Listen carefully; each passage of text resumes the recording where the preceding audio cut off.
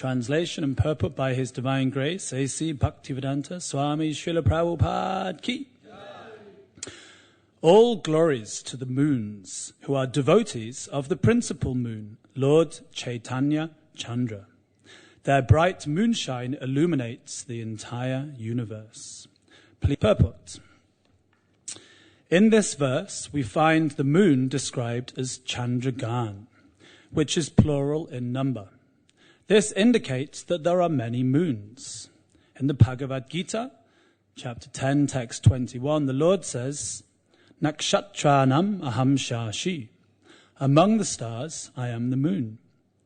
All stars are like the moon. Western astronomers consider the stars to be suns, but Vedic astronomers, following the Vedic scriptures, consider them moons. The sun has the ability to shine powerfully, and the moons reflect the sunshine and therefore look brilliant. In the Caitanya Charitamrita, Krishna is described to be like the sun. The Supreme Powerful is the Supreme Personality of Godhead, Sri Krishna, or Lord Sri Caitanya Mahaprabhu. And his devotees are also bright and illuminating because they reflect the Supreme Sun. The Caitanya Charitamrita, Madhya, Lila, chapter 22, text 31 states, Krishna Surya Sama Maya Haya Andakara Yahan Krishna Tahan Nahi Mayara Adhikara. Krishna is bright like the sun. As soon as the sun appears, there is no question of darkness or nescience. Similarly, the present verse also describes that by the illumination of all the moons, brightened by the reflection of the Krishna sun, or by the grace of all the devotees of Caitanya Mahaprabhu, the entire world will be illuminated, despite the darkness of Kali Yuga. Only the devotees of Lord Caitanya Mahaprabhu can dissipate the darkness of Kali Yuga, the ignorance of the population of this age. No one else can do so. Now, this is an important point. Listen very carefully.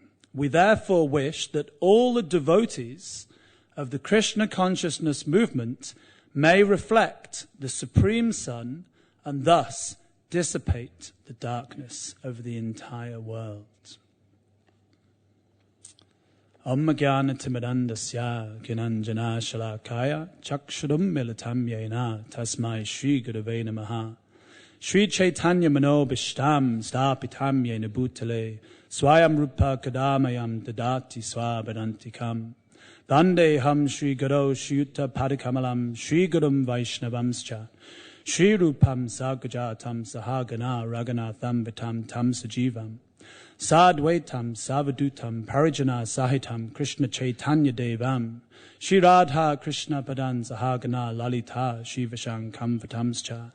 Hey Krishna, Karuna Sindho, Dina Bando, Jagat Pate, Gopesha, Gopaka Kanta, Radha Kanta Namostate, Tapta Kanchana Gourangi, Radhe Vrindavanishwari, Vrishabhanu, Sute Devi, Pranamami, Hari Priye, Vancha Kalpa Tarubias Cha, Kripa Sindhu Bhyeva Cha, Patitanam Pavanibhyo, Vaishnavebhyo Namo Namaha.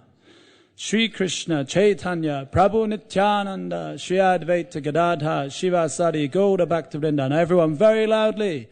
Hare Krishna, Hare Krishna, Krishna Krishna, Hare Hare, Hare Rama, Rama Rama, Hare Hare. Jaya Shri Chaitanya Chandrera Bhakta Chandragan Sabara Prema Jyotsnaya Ujwala Tribhuvan. All glories to the moons, who are devotees of the principal moon, Lord Caitanya Chandra. Their bright moonshine illuminates the entire universe. Now, this chapter 13 describes the advent of the Lord, Sri Caitanya Mahaprabhu. And whenever the Lord appears, does he come just like he's coming on holiday, like it's the summer now, so we just, we want to get a little break. We go on holiday for 2 weeks in the sun, or perhaps not, we've got enough sun here. I got burnt to a crisp the other day. Or does the Lord come for a particular purpose? Of course, he comes with a mission, paritranaya sadhunam vinashaya chituskritam, dharma samstapanataya sambhavami yuge yuge. He comes to deliver the pious, to annihilate the miscreants, and to re-establish the principles of religion. So the Lord appears with a particular mission. So this chapter that we're studying now describes the appearance of the Lord. And this verse and this purport actually describes the very essence of the mission of Sri Caitanya Mahaprabhu and Srila Prabhupada. When Nandan Prabhu texted me this verse and asked if I could speak on this verse, I read the verse. Usually I like to read a little bit, and first thing I do is I read the verse and the purport, and I have a little brainstorm, and I try and think of anything that I can think of that's related to the verse, some other verses that I've read or heard, or some lecture I've heard, or a book I've read. So immediately when I read this verse, I was reminded of a book, dun, dun, dun, dun, dun, by His Holiness Giriraj Swami, which is entitled Many Moons. Now, interestingly, I've never read this book, but what had happened was my father-in-law, Ramai Das, he had just come back from Mauritius. He'd been to visit some family, and he'd brought this book back. So I was there when he was unloading his suitcase, and I saw this book, and I said, "Oh, that looks very nice." And he said, "Yeah, some devotee just gave it to me. One of his friends gave him this book." So I read this, and I said, "Ramai Prabhu, can I borrow this book? It looks like it might be helpful for this class." And he said, "Yeah." So I borrowed the book, and I started reading the introduction, and I was amazed to find out that actually this whole book, the title, the concept, is based upon this verse and purport and Srila Prabhupada's elaboration. So I thought, isn't that amazing? I've never read this book before. I've seen it, but it just came into my life at exactly the right time. And some people say there's no God. It's just a coincidence. These things happen. But I was amazed. I thought that really increased my faith that actually Krishna's taking care of everything. Krishna's making so many arrangements, and we're just not aware of it. Like Krishna says in the Bhagavad Gita, he says, "I am behind everything, just as pearls are strung upon a thread." You know, if you have some beautiful pearls, they look very beautiful, but what's keeping it all together is the thread. But you don't see the thread. No one, you know, when you see a lady in a nice pearl necklace, or not a man maybe, but the deities, then you say, "Oh, what a beautiful pearl necklace." But you never say, "Ah, such a nice thread that's holding it all together." No one thinks like that. So in the same way, we see so many beautiful things in this world. Srila Prabhupada said that England is beautiful when the sun shines. The last few days we've been having some beautiful sunshine. But who stops to think what's going on behind it all? Who's behind everything? Krishna. Ishvara Parama Krishna Satchidananda Vigraha. So Krishna's behind everything. So I thought this is amazing. That Krishna's just making so many arrangements. If we can just have faith that Krishna's doing everything, and we just simply have to try and be an instrument in his will, in his mission. And yesterday on the way to Harrow, we were driving behind a bus. And quite often buses have an advertisement on the back, or an advertisement. So this advertisement was actually for Bucks University, a new university. And then on the back it said, "Recipe for Success." And then it said, "Just add you." In other words, this university is amazing. Everything's there that you need. You just have to add yourself, and then that's the recipe for success. And I thought, yeah, that's like Krishna consciousness. Krishna consciousness is a recipe for success. Everything is all auspicious. Krishna consciousness is perfect. We have here at Bhaktivedanta Manor, we have the beautiful deities, we have wonderful association of Vaishnavas, so many senior Vaishnavas coming here all the time. We have devotional service, we have the holy name, we have prasadam. Where would we be without prasadam? Probably not in the Hare Krishna movement, somewhere else. But actually we just have to add you, just add me, because everything's here. But the problem a lot of the time is that we're not here. We're chanting Hare Krishna and Japa, Hare Krishna, Hare Krishna. But Krishna's there, the holy name's there, everything's there, everyone's there, but we're not there. We're somewhere else around the universe, traveling on the astral plane, thinking of something else. So Krishna consciousness is a recipe for success. We just have to add ourselves, then everything will come. So how is it that this verse and this purport describes the mission of Caitanya Mahaprabhu and the mission of Srila Prabhupada. You may wonder what I will tell you. There's a nice verse given by Chanakya Pandit that Srila Prabhupada would often quote. Chanakya Pandit, he wasn't a devotee. He was a politician, Prabhupada said a moralist, but many of his shlokas are used. Srila Prabhupada would often quote Chanakya Pandit's slokas because they illustrate certain points. Sometimes like analogies, they help us to understand something. Bhaktivinoda Thakur says that, like if you have a dictionary, if you read what is the dictionary definition of a horse, you may have never seen. Is there anyone here who's never seen a horse? Put your hands up. Who's never seen a horse? Okay, we've all seen a horse. But if you hadn't, then you would read, dictionary definition of a horse. It's a four-legged animal. It's got a long neck, a mane. It's very beautiful. Srila Prabhupada one time said, what is the most beautiful animal? And then the devotee said, Srila Prabhupada, a cow is the most beautiful animal. And Prabhupada said, no, a cow is not. A horse is the most beautiful animal. Sometimes you see these big Shire horses that the police ride on, and they've got such silky, smooth, whatever you call it, fur, and they're really muscly, and they look very majestic. So Srila Prabhupada said the most beautiful animal is a horse. So you read the description, and, it gives you some idea of what a horse is like. So analogies sometimes are used in Krishna consciousness because, they describe the spiritual world, an analogy is given, some description is given. We may not be able to understand it exactly, but it gives us some idea. So therefore, Srila Prabhupada, he would quote Chanakya Pandit. So there's one nice verse. Akopi gunavan putro ne gunena shatena kim. Ekas chandras tamo hanti na cha tara sahasrasha. It is better to have one qualified son than 100 foolish ones. Innumerable stars cannot dissipate the darkness, but one moon can illuminate the night. So one time when Srila Prabhupada was in Australia, a reporter challenged him. Sometimes the reporters, they would challenge Srila Prabhupada. So they said, why is it that such a small percentage of the population accepts this philosophy? In other words, if your Krishna consciousness movement is why is it so great? Why is no one joining your movement? He was snubbing like this. But Srila Prabhupada, ever quick to reply, Srila Prabhupada was so sharp.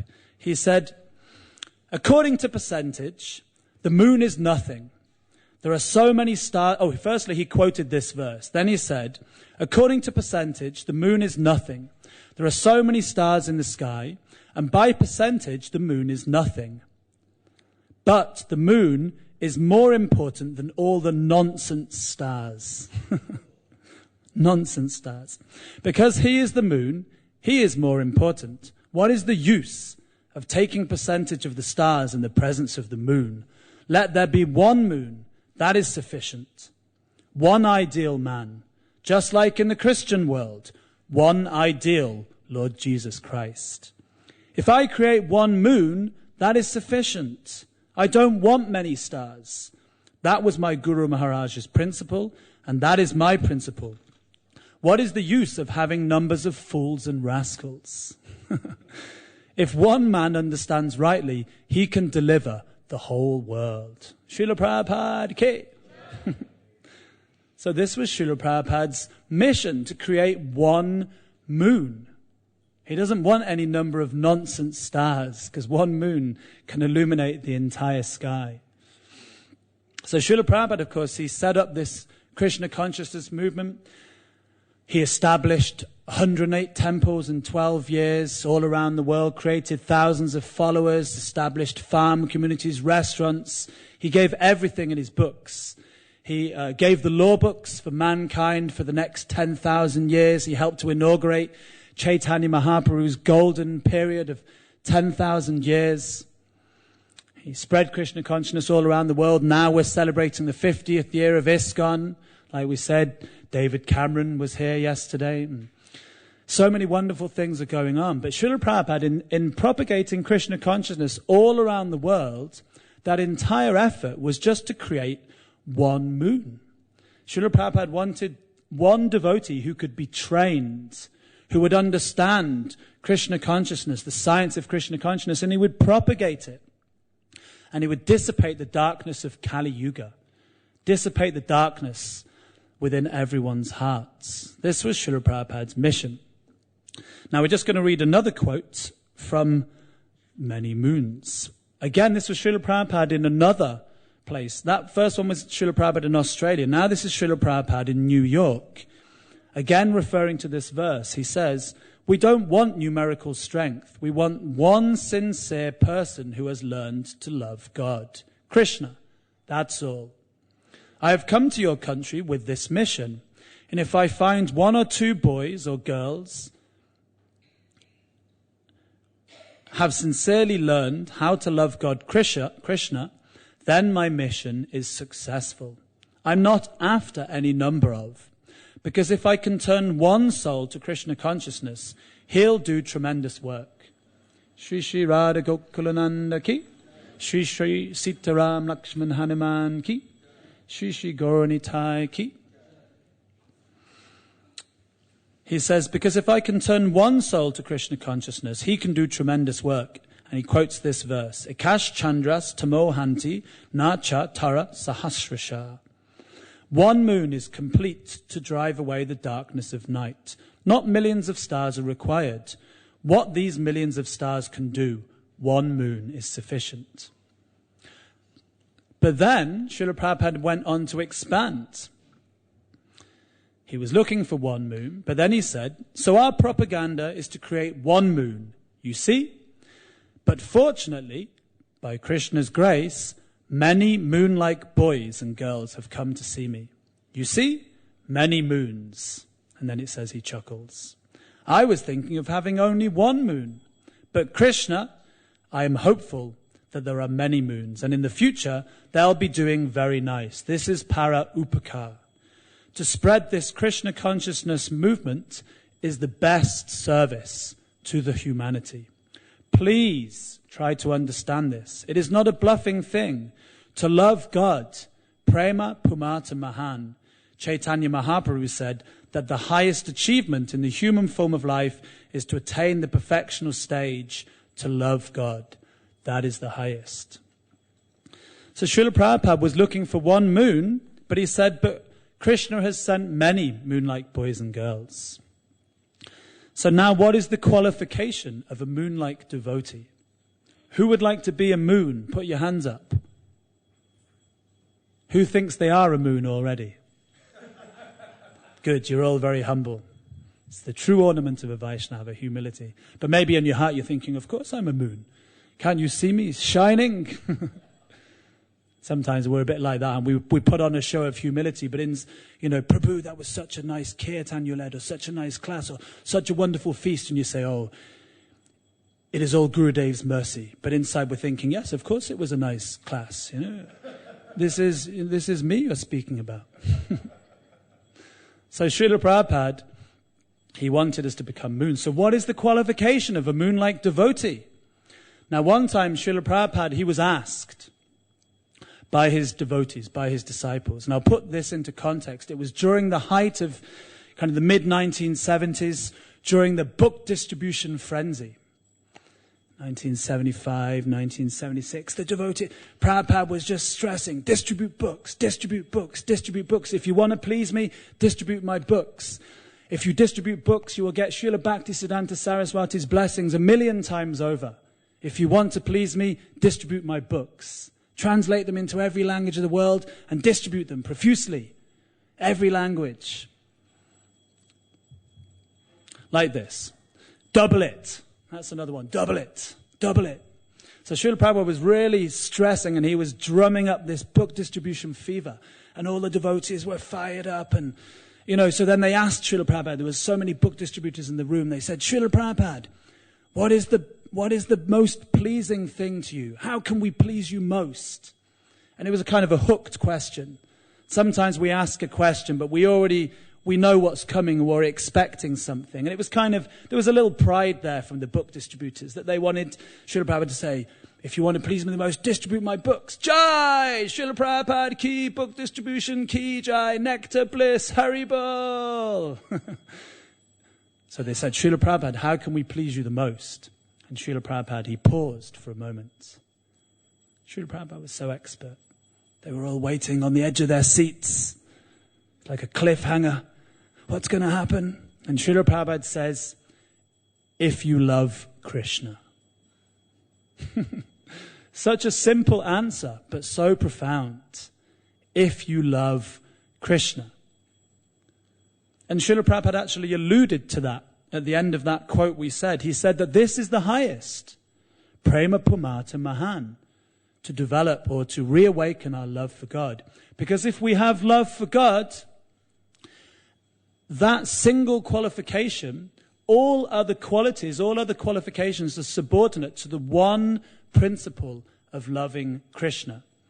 There are 26 different qualities that a devotee can possess in the perfect state. But every single one of those qualities will manifest when we just try to love Krishna. Sometimes we see devotees and we just see the faults. Like the stool fly. There can be a field of flowers, beautiful flowers, but the fly, he will fly over the whole field of flowers and he'll just find some stool. And he'll land on that stool and he'll relish it. But a honeybee, he can fly over a field of stool. I'm not sure if there is such a thing. Have you ever seen that? A field of stool? He will fly over a field of stool, but there'll be one flower. And this honeybee, he will, here is the nectar. So sometimes in the association of devotees, we can see this devotee is not doing this properly. He doesn't, he hasn't got very good qualities. But we should just try and see one thing. Are they trying to love Krishna? Are they surrendering to Krishna? Because if they are, in due course of time, all other qualities will come. So this is the qualification of a moon-like devotee. And Srila Prabhupada, he wanted us all to become moons. Now, what does that mean? We're going to analyze it theoretically. What does the moon do? And then practically, what does that mean for us? Now, Srila Prabhupada makes the point in the purport that we read. He said that the original light is coming from the sun. The whole universe is sustained by the light of the sun. And here in England, also, we're sustained by the sun. You don't often realize it because we don't get much. Like they say, you wait all day for a bus, and then 3 come along at once. So we wait all year for a good day, and then you get 3 really I got completely sunburned. I was at a music festival distributing books, and my shoulder is just red raw because the sun came down. But actually we're sustained by the sun. So all light in this universe is coming from the sun. The moon is simply reflecting the light of the sun. Srila Prabhupada makes the point that Western astronomers, they think that the stars are like suns. But there isn't. There's only one sun in this universe. But those stars are reflecting the light of the sun, just like the moon. The moon, Srila Prabhupada said, is cold and dark, but it is reflecting the light of the sun. So therefore, because the moon is reflecting the light of the sun, therefore the moon looks brilliant. Isn't it? When we come out on a beautiful full moon evening, there's nothing more beautiful than seeing the beautiful cooling rays of the moon, the beautiful golden, like on Gaurapanim, we see that beautiful full moon and it's casting its soothing rays across the land. It's very beautiful. But it's beautiful because it's reflecting the light of the sun. Now, Caitanya Mahaprabhu, he is also sometimes he's described as the sun. In the purport, Srila Prabhupada says that he is Krishna. Krishna is the sun, and we're reflecting the light. But sometimes Caitanya Mahaprabhu is referred to as the sun because he is Krishna, Sri Krishna Chaitanya, Radha, Krishna Nahi Anya. But sometimes Caitanya Mahaprabhu is referred to as the moon because he's a devotee. He's appeared as a devotee. If the devotees would say to Caitanya Mahaprabhu, you are Krishna, he would cover his hands over his ears and he would chant, Vishnu, Vishnu, Vishnu. What nonsense are you speaking? I am a devotee. Gopi Bhatu Parukamalaya Dasu Dasana Das. I'm the servant of the servant of the servant of the servant of the Lord of the milkmaids of Raj. He was in that mood of being a devotee. And interestingly, Lord Caitanya Mahaprabhu's appearance, which is described in this chapter that we're reading, he appeared on a lunar eclipse. And of course, because of the lunar eclipse, then everyone was taking their bath in the holy rivers, the Ganges, and they were all chanting at the tops of their voices, Hare Krishna, Krishna Krishna, Hare Hare, Hare Rama, Rama Rama, Hare Hare. Because this was signaling the Lord's appearance, why he appeared, to propagate the chanting of the Lord's holy names, by which we spread the light and dissipate the darkness of Kali Yuga. But of course there was a lunar eclipse which is inauspicious, so that's why they were all chanting. But it's described that the moon, actually, he hid out of shame. The silver moon, which is considered so beautiful, he considered that in relation to the golden moon, then actually he wasn't very beautiful at all. So the moon, he ran away out of shame and out of embarrassment, and he hid. Because what is silver compared to gold? If we ask the ladies, if you'd like some jewelry, what would you like? Would you like gold or would you like silver? What would you like? They're not saying, but I'm sure it's gold. We want the best, nothing but the best. So therefore, the silver moon hid out of embarrassment for the golden moon, Caitanya Chandra. So now, how to become a moon? Because we've discussed that Prabhupada wanted one moon. Actually, he got many moons. We've discussed a little bit about what are the qualities of a moon, what does the moon do. So who would like to become a moon? We asked that already as well. But now I'm going to tell you how to become a moon. Well, Srila Prabhupada said that by serving the great, one becomes great. In the Chaitanya Charitamrita, there's a nice verse. Sadhu Sangha, Sava Shastri Koi, Lava Matra, Sadhu Sangi, Sava Siddhi Hoy. That by one moment's association with a pure devotee, one can achieve all success. So, in other words, by associating with Srila Prabhupada, and by associating with Srila Prabhupada's devotees, by associating with moon-like devotees, then we too become moons. We develop the qualities of those who we serve. One time I was at a class here at Bhaktivedanta Mana, and His Holiness, actually I'm not sure if it was Kadambakananda Swami or Bhakti Vigyan Goswami was giving a class, and they gave a very nice example. They said that if you glorify a devotee, and you praise that devotee, and you serve that devotee, like if we see good qualities in devotees, sometimes we think, I would like to be like that. Like myself, I'm very much inspired by His Grace Vaisheshika Prabhu. And I think, I would like to be like him. He's my hero. We all need heroes in Krishna consciousness. And I think, I'd like to be just like Vaisheshika Prabhu. He's so, he's a great preacher. He knows Prabhupada's books inside out. He's been distributing books for 40 years. And he's engaging so many other people in preaching and spreading Krishna consciousness. And if you ever meet him, he's such a positive person. He's always encouraging everyone. And just when I see him, I think, it's pleasing to the heart. So when we see good qualities in devotees, if we serve those devotees and we praise those devotees, he said that it forms a bridge between that devotee and ourselves, and that devotee's good qualities, they start walking towards us. And then we inherit that devotee's good qualities by serving them and by praising them. But they don't lose their qualities. It's not like you steal their qualities. Hey, give me back my good qualities.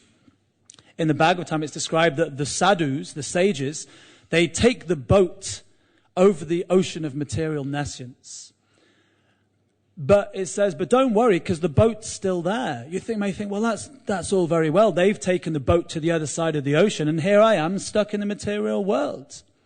But it's described that as soon as you just approach the boat, then you cross over the ocean of nescience. Just like you can easily cross over the water contained within the hoof print of a calf, just by approaching the boat. So the devotees, they don't lose their qualities, but you inherit them by serving them. But this is the part we have to be careful. If you criticize devotees, If you blaspheme devotees for their bad qualities, look at him, he's always spacing out in japa. He's always falling asleep, look at him, he's so puffed up and so proud, and he eats too much. Prabhupada said we should control our tongue. And you know what it's like sometimes in the association of devotees, you look around and you sum yourself up and you think, yeah, I'm better than him, I'm better than her. Maybe it's just me. But like that, we can become a little bit critical sometimes. So if you criticize the devotees, then again a bridge will be formed, and those bad qualities will start to come towards you, and you will inherit the bad qualities. But by serving those devotees, then we also attain their qualities. And we see that even practically. Many of Srila Prabhupada's dear disciples, that by serving Srila Prabhupada, they've inherited Srila Prabhupada's qualities. I always think whenever I meet disciples of His Holiness Radhanath Swami, they're always super sweet, super humble. Radhanath Swami, he's always preaching Trinada peace, Nichana, Tadora peace, Sahishnana, Manina, Manidina, Kirtaniya Sadahari. We should be the servant of the servant of the servant of the servant. He's just always encouraging being humble, rendering service, having this mood of service. And whenever you meet his disciples, they always have this wonderful mood of service, because they're serving him, so they're inheriting his qualities. And similarly, if you meet disciples of, for instance, His Holiness Janananda Goswami. Janananda Goswami, he's really into kirtan and Harinam. He just loves to go out and chant. And then you meet his disciples. They also love Harinam, like you have this party of brahmacharis, the Nam Ruchi party. Who's seen the Nam Ruchi party before? And then you see on Facebook sometimes they're in like Istanbul having like Harinam, or they're in Outer Mongolia. They're just in like these like, how on earth did they end up there? And they're just there, Hare Krishna. They're all really blissful. Everyone's joining in. So Vishnu Jan Prabhu, who's one of the main devotees in that party, he's a disciple of Janananda Goswami. He just loves Harinam because they're inheriting the qualities. We develop the qualities of those who we serve. And it's an important point to remember that actually by serving someone who's great, it's not that we're great. And Srila Prabhupada, he was also a great example in this. He was always very humble. Whenever someone would glorify Srila Prabhupada, what would he say? What would Srila Prabhupada say? Someone let me know. When, Prabhu? It is the mercy of my Guru Maharaj. He said, if I have done anything, all I have tried to do is follow his order. I have not done anything special. My Guru Maharaj is special. And there's a nice letter here. I'm just going to read from it. Srila Prabhupada said, one devotee had written to Srila Prabhupada praising him. Srila Prabhupada writes to this disciple, you have written so many nice things in praise of me, but I think my Guru Maharaj is great. I am not great. He is great. Sometimes by the association of the great, one appears great. Just like the sun is great heat and light, and by reflecting the greatness of the sun's light, the moon in the dead of night also appears great. But actually the moon is by nature dark and cold. But in association with the sun, it has become accepted as great. That is the real position. So I thank you very much that you are appreciating my Guru Maharaj, who wanted to preach Krishna consciousness all over the world. He is so great. And that is Srila Prabhupada's greatness, that he never took any credit for himself. Like I said, sometimes someone praises us and externally we may be giving, forgive me, I'm sure you're all very humble Vaishnavas, but myself, I'm not very humble. I'm very puffed up and very proud and full of false ego, and I think I'm great. And therefore I'm a long way away from Krishna. But this is the true ornament, that we have to remember that the moon is simply reflecting. It's not self-illuminating. So another quality is that when it's just reflecting, we're going to speak a little bit now just about how this practically applies to us. How we can become moons, that's what we're discussing. So the quality of the moon is that it's simply reflecting what is coming. It doesn't add. So in Krishna consciousness also, we shouldn't add anything. Like Srila Prabhupada, he would often say, I am simply repeating the words of Krishna in the Bhagavad Gita. Prabhupada would sometimes criticize, he'd say, you are all fools and rascals, mudas. And then the devotees, the people, he said, I am not saying, Krishna is saying, avajanantimam bhuta If you do not surrender to me, you are a fool and rascal. Prabhupada would say he said, yes, I can preach like this, he said, because I am an old man. He said, you shouldn't say like this. Like David Cameron yesterday, you didn't say, you are a fool. You are a fool. You are not surrendering to Krishna. Actually, he is. He's done service. He's come here. He's done such great service. He's chanted the holy names. But like that, we don't go up to someone in the streets, try and sell them a book. You are a fool. Krishna says you are a fool because you are not surrendering to, you're a rascal. No, we don't say it like that. But Srila Prabhupada would say, I'm simply saying what Krishna, repeating what Krishna has said. So this is one quality, it reflects. So another quality of understanding is that because we're not self-illuminating, actually we've become empowered. In the Caitanya Charitamrita, it says, Krishna Shakti Vina Nahi Tara Pravatan. That actually one cannot spread this Sankirtan movement unless one has become empowered by the mercy of Sri Chaitanya Mahaprabhu. So if we're distributing a book, we're distributing some prasadam, we're preaching to someone, we should understand it is not, what did we know about Krishna some few short years ago or whatever it is? We didn't know anything. But we've become empowered by the mercy of the devotees, by the mercy of the Parampara, Srila Prabhupada, and now we can preach. Because if we forget that we've become empowered, Puna Mushtaka Bhav, again become a mouse. Everyone knows that story? We'll just tell it briefly. So once there was one mouse in one village, and this mouse was being chased everywhere by the cat. And this mouse, he was in so much anxiety. Every time he would turn the corner, the mouse was there. And he would chase after him. So this mouse, he approached one yogi. And the yogis, of course, Vijayavanaya Sampane Brahmi Gavini Hastani Shuni Chaiva Sapakija Pandita Samidashana.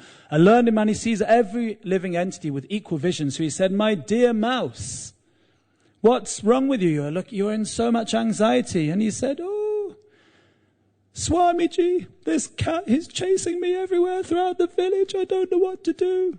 If only I could become a cat, and then he wouldn't chase me. So then the sadhu said, Tatashtu, you become a cat.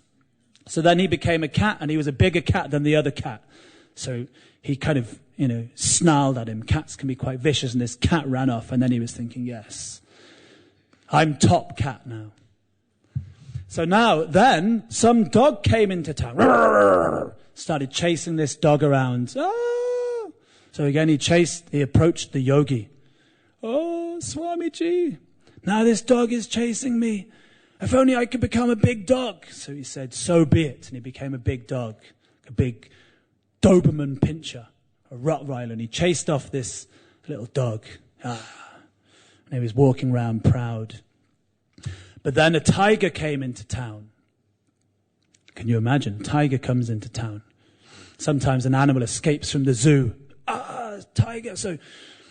But in India, of course, there was tigers, so the Bengali tiger. So he approached he said, this tiger is chasing me. I'm a dog. He's he's going to eat me up. He said, if only I could become a lion and chase away this tiger. So he said, so be it. You become a lion.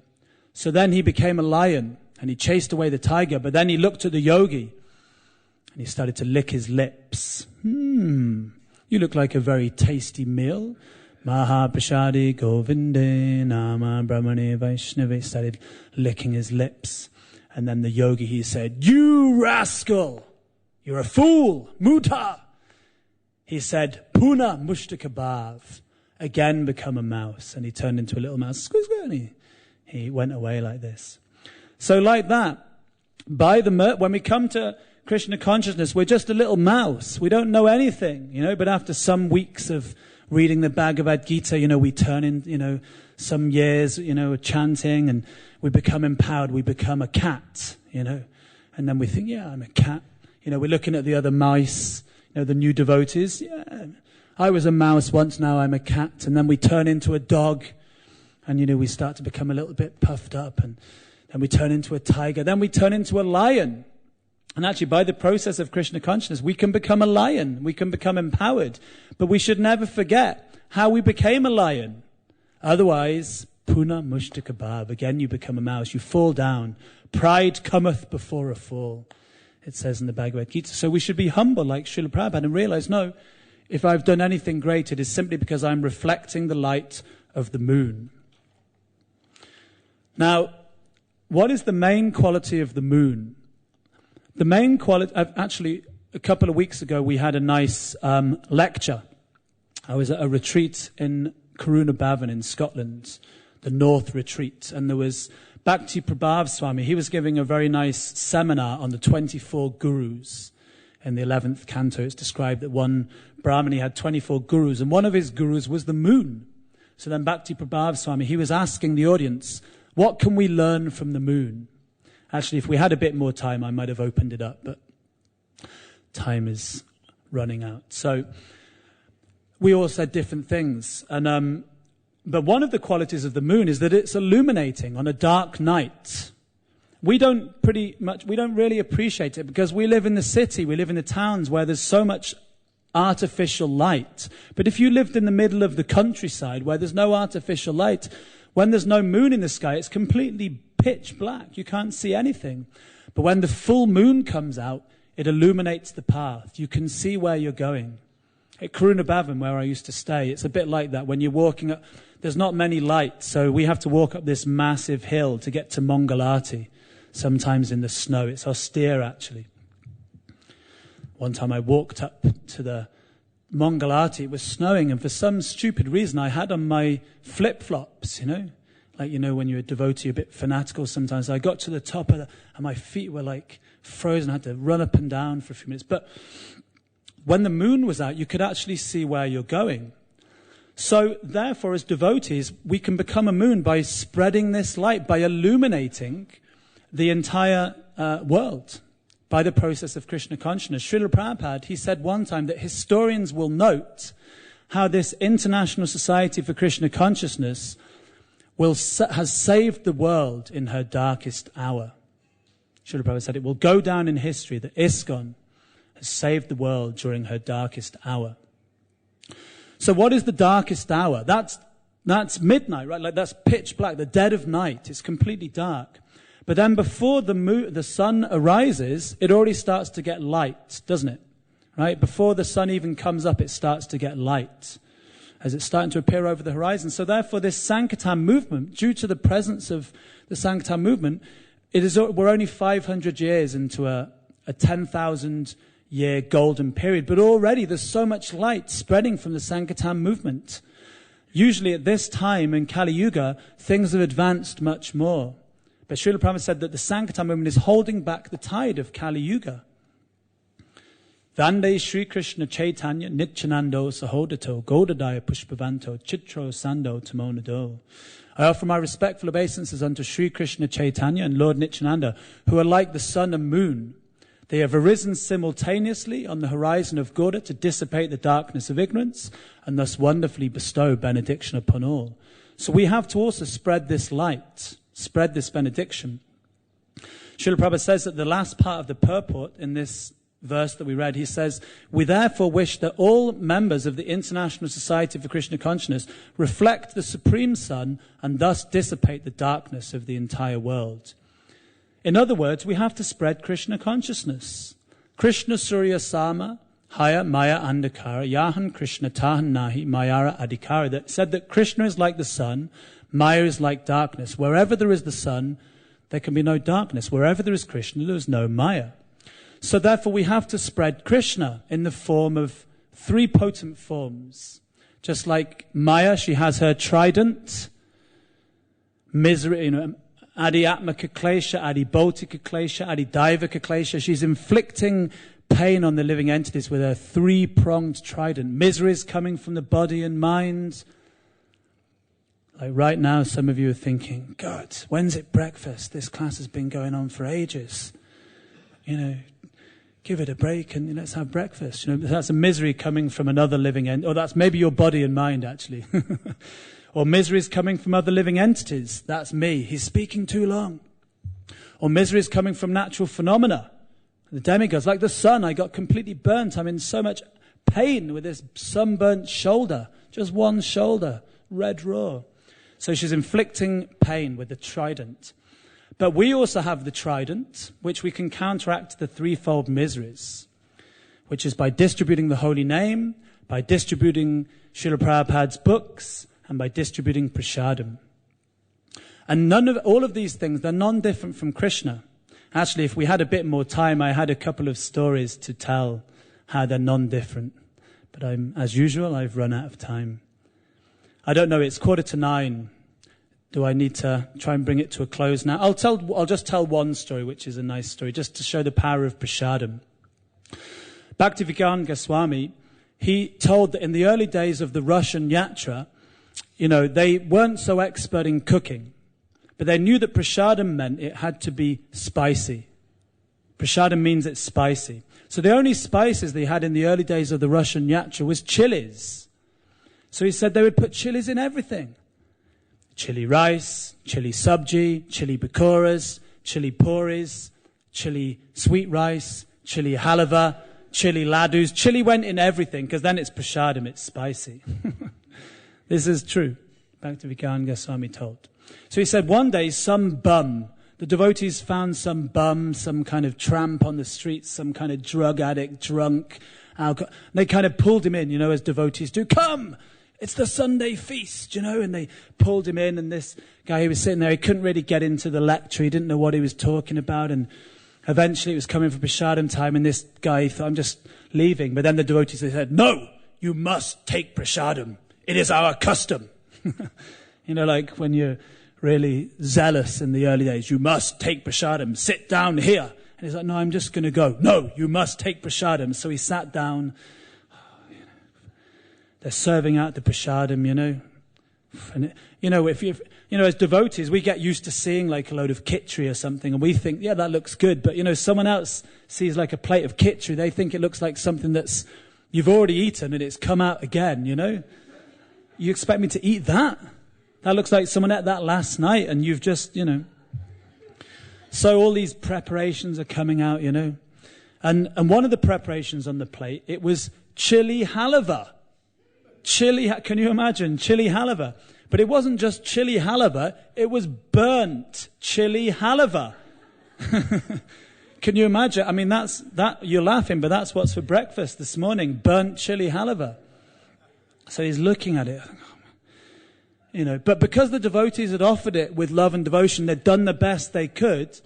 Krishna, he is Bhava Grahi Janardana. He accepts the mood of devotion, not necessarily the offering. Doesn't mean that we should make burnt chili halava. It means that we try our best. Krishna accepts that. So he took a little teaspoon of this burnt chili halava. Ugh, disgusting. What is that? Yeah. And he left the temple, I'm never going back there. Those guys are crazy. So over the next week, his friends rang him up. We're all going down the pub. Do you want to go? Not interested. We're going on a drugs binge, and then we're going to go to a strip club, and then we're going to the brothel, and then we're going to the casino, and then we're going to eat loads of meat. Anyway, you get the idea, it wasn't wholesome activities, not interested, not in the mood, And then after a couple of weeks, he started thinking, what's going on? What's happened to me? And he thought, those Hare Krishnas, they have done something to me. They put something in the food. So he knocked at the door. Let me in. Hare Krishna, Prabhu. Or whatever he would have said, How do they say it in Russia? Hare Krishna, Hare Krishna, Hare Krishna, Prabhu. He said, I was here 2 weeks ago. He said, what did you put in my food? I just can't enjoy in this material world. I just don't know what's wrong with me. You've put something in the food. And they said, yes, we have put something in the food. I knew it. I'm going to go to the newspaper, the police, I'm going to get you all. And they said, yes, we have put in L&D. LSD, I knew it. No, not LSD, Prabhu, L&D. Love and devotion. We've put love and devotion into the food. We've offered it to the Supreme Lord Krishna. And then this person, he came inside. And actually, to cut a long story short, this person became a devotee from receiving some burnt chili halava. So when the next time you see prasadam, you think this doesn't look very palatable, you should think this is the Lord's mercy. This is non-different from Krishna. Not, it doesn't taste very nice, or they've not put enough salt in the sabji. This is the Lord's mercy. It's non-different from Krishna. Anyway, I had some other stories to tell, but we won't. Just one quick one with the book distribution. Is that okay? I'm not going to carry on if you're all eager to go and have some burnt chili halwa. I'll just... Now, the potency of book distribution. Srila Prabhupada's books, they're non-different from Krishna. There was one... Now, when we go out on book distribution, we say different things sometimes to get people to take the books. On yoga, meditation, it's teaching the art of inner happiness. But then there was one devotee, and he would just march up to people, and he would just quote a verse from the Bhagavad Gita. That was his method of book distribution. Savadaman parichaja mammekam sharanam vaja aham tam savipapibhyo maksha yishami maschuchaha. And you can imagine, if you do that all day long, you probably won't sell so many books. It's a very pure method of book distribution, undoubtedly. And it may not work on everyone, but it did work on one devotee. Now, this devotee went out and he quoted this verse, Savadaman parichaja. And this devotee, he wasn't a devotee, he was a member of the public, he just fainted, collapsed on the pavement, got himself together again, bought the Bhagavad Gita, ran home, packed all his stuff and came back and joined the temple. And that was Rameshwar Prabhu. Dave Amrita Swami tells the story. Srila Prabhupada needed a manager for his BBT, and Rameshwar Prabhu, he went on to become one of the, powerful leaders within ISKCON. He just heard one sloka, heard Srila Prabhupada's books, and immediately he became a devotee. Another time, one lady, she was looking out of her apartment building, and she saw that her next door neighbors, they had their window propped open all the time by some book. And every day she used to look, what is this? What is it that's, propping open that window? And every day she was just becoming more and more attractive. What is that? So after some months, she went round, excuse me, I just live opposite you, and I've just noticed, you've got this book propping open your window. She said, I've brought you another book, and I just wondered, can I swap this book? You can prop open your window with this book, and can I have that book? And they said, yeah, sure.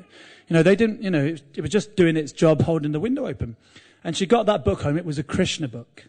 She read the Krishna book, then she went and joined the temple and became a devotee. Somehow or another, it was just attracting her, because it's non-different from Krishna. Krishna's all attractive. Anyway, we won't go on about the holy name. We've all got experience how the holy name is non-different from Krishna. I'm sure we've got our own different examples. But anyway, like this, if we spread these three things, transcendental book distribution, prasadam distribution, holy name distribution, then we can dissipate the darkness of ignorance. And my last point, just to conclude, I know you're all getting hungry now. One point I just thought of is that we should try and not only become a moon ourselves, but we should try and encourage others to become moons. We should try and empower people to become moons. Sometimes if we see others advancing in Krishna consciousness, we may even become a little bit envious. Someone joins a temple after us and we think, and they make so much advancement, and then they're miles ahead of us, and they're getting so much praise, glorification, they're doing so much wonderful service, and we think, well, what is he having in his prasadam that I'm not getting? We may even become a little bit envious. And I remember that, so we shouldn't stifle devotees, we should encourage them. I remember one devotee who was under my care for some time, and he would come up with all these wacky, what I thought were wacky ideas to spread Krishna consciousness. And he would say, Prabhu, I thought we should do this, this, and this. And I would say, Prabhu, that's it's a completely crazy idea, like pie in the sky, and that's never going to happen, And after I thought, I'm just completely stifling this man's enthusiasm. I thought, that wasn't Srila Prabhupada's mood. I thought, I'm just a demon, I'm probably just envious. And I thought, so when he started coming up to me with these ideas, I started saying to him, yeah, that's a good idea. Why don't you try it? Try it, So I was thinking along these lines that Srila Prabhupada, he would encourage devotees. Shyam Sundar Prabhu, he said to Srila Prabhupada, I want to go to London to meet the Beatles. We're all sitting here because of this, crazy idea. Now, could you imagine if you said to your temple president today, a brand new devotee says, Prabhupada, my dear temple president, I want to go to the other side of the world to meet, I don't know who's famous now. When you join ISKCON, you kind of join a time warp, so you don't know who's who anymore, I don't know. Anyway, you get the idea. You said, I want to go and meet this famous person and make him a devotee. Because his idea was that, whatever actions a great man performs, common people follow. So if we make the Beatles Krishna conscious, the whole world will become Krishna conscious. The Beatles were massive. At one point, John Lennon said, we are bigger than Jesus. That's what he said. So Prabhupada, what did Prabhupada say? That's a ridiculous idea. How are you ever going to meet the Beatles? How are you going to make them Krishna conscious? Just stay here and, do some service in the temple. Go out on Harinam in, San Francisco. No, Prabhupada, first he said to Mukunda, he took the idea seriously. He said to Mukunda Maharaj, he said, Mukunda, Prabhu, what do you think of Shyam Sundar's idea to meet the Beatles? And Mukunda said, yeah, why not? And Prabhupada said, yes, go to London and make the Beatles Krishna conscious. He said, Krishna will help you. Krishna will help you. Srila Prabhupada would always encourage the devotees. He empowered us to become moons. Yes, do that. Krishna will help. He fostered the mood of dependence upon Krishna. One time the devotees, book distributors, they wanted to go to different temples and they wanted to teach different techniques for book distribution. So they said to Srila Prabhupada, is this a good idea? We can teach the devotees techniques for book distribution. Srila Prabhupada said, it is okay. He said, but it is a little artificial.